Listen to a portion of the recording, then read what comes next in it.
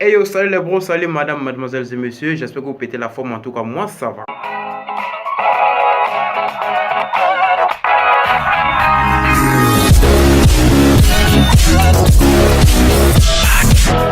Et voilà, nous sommes déjà à la fin de la semaine et j'espère que la semaine n'a pas été trop longue pour vous et que vous passez un agréable week-end. Et bien, durant toute la semaine, nous avons fait le tour de la toile et voilà ce qui en ressort.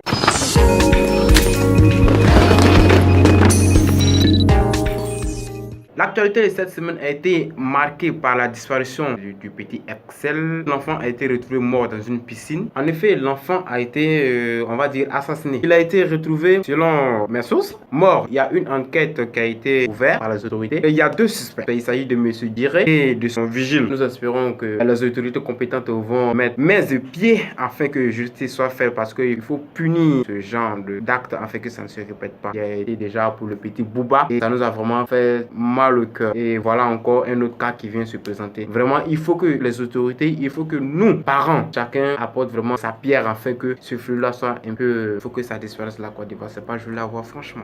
L'actualité, c'est également la Coupe du Monde. Dans ces temps-ci là, la télécommande est beaucoup discutée. Et la télé fait ping-pong entre Telenovelas et Canal Plus Sport. Et malheureusement, les femmes gagnent. Malheureusement, on fait comment? On n'a pas trop le choix, franchement. Pas trop le choix, donc on oublie de laisser la télécommande pour bénéficier de d'autres choses. Il y en a qui ont rêvé qu'un pays africain a pris la Coupe du Monde. Mais...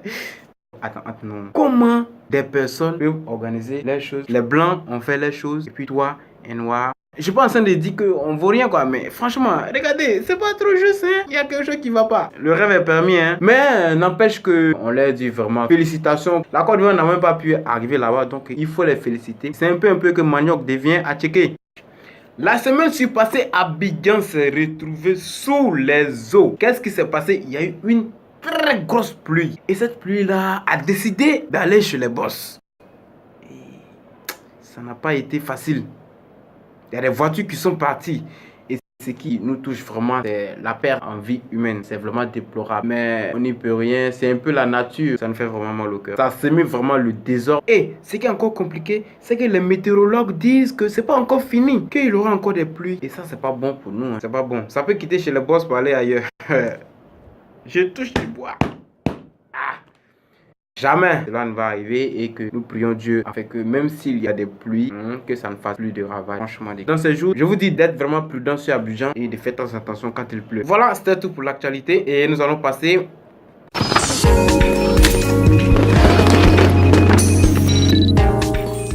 Il est de nationalité nigériane. Il joue le football dans une petite équipe du quartier. Il est allé voir un marabout pour devenir un grand footballeur. Le marabout lui a répondu une condition qu'il doit coucher avec sa propre mère pour devenir meilleur joueur et célèbre. Et il a drogué sa maman et il lui amène dans un champ pour accomplir sa mission. Malheureusement, pour lui, il a été surpris par des passants. Merde, encore merde. Non mais c'est pas vrai. C'est vraiment incroyable quoi. C'est quoi ces histoires? Mais où on va? Mais c'est quoi? Regardez-les. Mais qu'est-ce qu'ils veulent? Même si on dit on est pauvre, comment? Réfléchissons un peu. Moi je pense que c'est quand on est pauvre qu'on doit réfléchir même plus. Pour s'en sortir. Pas aller commettre des actes aussi ignobles. Non mais c'est pas vrai. C'est vraiment incroyable. Bon, voilà les commentaires. Il y a un qui dit, à mon avis, pourquoi en Afrique, les enlèvements, les sacrifices humains et etc. prennent fin, on doit faire la chasse aux marabouts. Ils sont à la base de tout. Moi, je suis parfaitement raison avec lui. Mais au lieu de chasser ceux qui font les enlèvements, bon, je n'ai pas dit également de ne pas arrêter ce genre de personnes. On peut les arrêter. Mais la vraie source, c'est le marabout. Donc, c'est la chasse aux marabouts qui doit être ouverte pour que ce genre d'acte soit vraiment aboli définitivement de nos nations. Non, mais c'est pas croyable. Voilà, il y a une qui répond et dit, là, pour lui, c'est la descente en enfer. Il n'en sera plus jamais ni un grand joueur, ni un joueur du tout. Il traînera cette malédiction toute sa vie. Mais c'est vrai, c'est vrai. Il va traîner cette malédiction-là toute sa vie. Et s'il ne fait pas attention, il va finir très mal. Très mal. Aller coucher avec sa propre mère. Mais c'est vraiment, c'est ignoble. Si des pareilles choses arrivent, souvent, la faute revient toujours aux parents. Pourquoi? Parce que les parents ne veulent plus orienter leur enfant dans la vie de prière.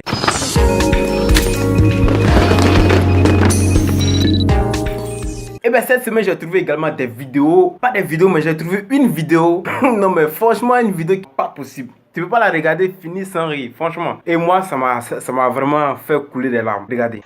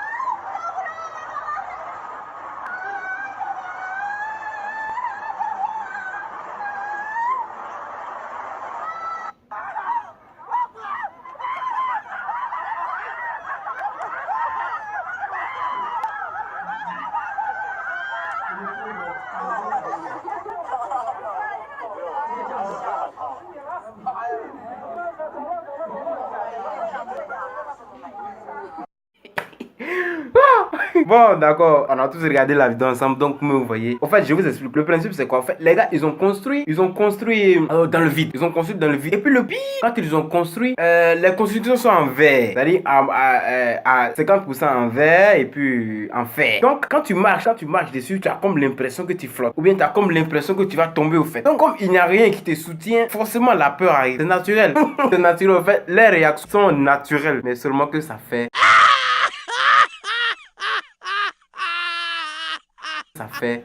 pleurer de rire.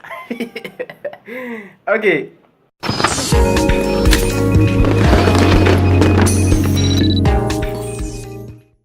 ben voilà, on est allé pour les statuts culture. Franchement dit, j'ai trouvé des statuts pendant la semaine. Et ces statuts, franchement, ce sont des statuts qui m'ont fait rire. Et le premier statut que j'ai trouvé, écoutez ça, regardez. Si ta femme casse ton iPhone X par jalousie, embrasse-la et chuchote-lui à l'oreille. Et puis tu lui demandes, bébé, c'est quel modèle de série que tu veux même? En fait, ce mec, c'est un assassin. Il est fou. Entre nous, imaginez également iPhone X, lequel a dû baver pour avoir son iPhone. Au fait, il a travaillé dur pour avoir ce qu'il a. Et toi, pas jalousie, pas pure jalousie. C'est pas pour quelque chose. Pas jalousie. Tu casses son téléphone. Franchement, même si, en tout cas, moi, je le comprends très bien. Si tu as travaillé vraiment dur pour avoir quelque chose, que pour obtenir quelque chose, il est vraiment naturel. Que tu t'énerves, voilà. Si une personne gâte cette chose-là par inattention, ou bien sans réfléchir, ou bien par jalousie. Merde. Ben voilà, ça c'était le premier statut. Le deuxième statut que j'ai trouvé pour vous, c'est un statut vraiment, un statut satiristique. Et dans ce statut, les gars disent quoi? Regardez là. Une fille qui s'amène à mon rendez-vous avec non seulement perruque, ça c'est faux, les ongles, ça c'est faux, les cils, faux, le teint, faux, et etc. Mais à la fin, il lui donne un faux billet. Plus que tout ce qui t'envoie est faux, tout ce que moi je vais te donner là sera faux. C'est une logique, Tu viens. En fait, les filles, maintenant, moi je ne comprends pas quoi. La beauté, elle est quand même un peu naturelle. Hein. Mais c'est vrai, c'est une femme. La femme ne peut pas se passer comment dire, des maquillages. Franchement. Soyez un peu naturel. Et ça, c'est bon. Tant que tu seras force, tu vas tomber sur des fausses personnes également. Sois un peu naturel. Et dans la tête, et dans le comportement, et corporellement parlant. C'est pas tout en copie sur les blancs. Soyez un peu africaine. Les africaines également sont très très bonnes. Putain, j'ai pas dit bonne. Non, bonne. Pas bonne, mais très belle, je vais dire. On y va pour le dernier statut. Et la fille là, quand on te drague, tu dis, est-ce que tu peux me supporter? Aïe, même éléphant qui fout rien là, eux on les supporte. C'est pas toi, quand on va pas te supporter. Ah, nia, toi aussi. On peut te supporter, nous on est mal mazo, on peut te supporter. Mais c'est vrai. Non mais le gars a raison, franchement dit, le statut m'a vraiment touché. Comment tu veux dire, est-ce que tu peux me supporter? Toi, tu es équipe ou bien tu es comment? Et puis on peut pas te supporter. Est-ce que tu peux me supporter? Ça là, c'est-à-dire que ce sont des mots, ce sont des trucs qui amènent les gens à te fuir. Comment tu peux demander à quelqu'un, est-ce que tu peux me supporter? Est-ce que tu peux me supporter comment? Mais moi, il s'est énervé là. Comment est-ce que tu peux dire à quelqu'un, est-ce que tu peux me supporter? Ça veut dire quoi? Ça veut dire qu'elle-même là, elle est problème. Elle-même, elle est problème. Donc, est-ce que tu peux supporter les problèmes? Non seulement toi-même là, tu as tes problèmes, mais elle également, elle est source des problèmes. Donc, est-ce que tu peux supporter tout ça? Donc, si une fille te pose ce genre de questions, et puis tu t'engages dans la relation, mon cher, ce que tu as cherché là, c'est ce que tu auras. Simple. Et ben voilà. C'était tout pour le statut culture. Passons au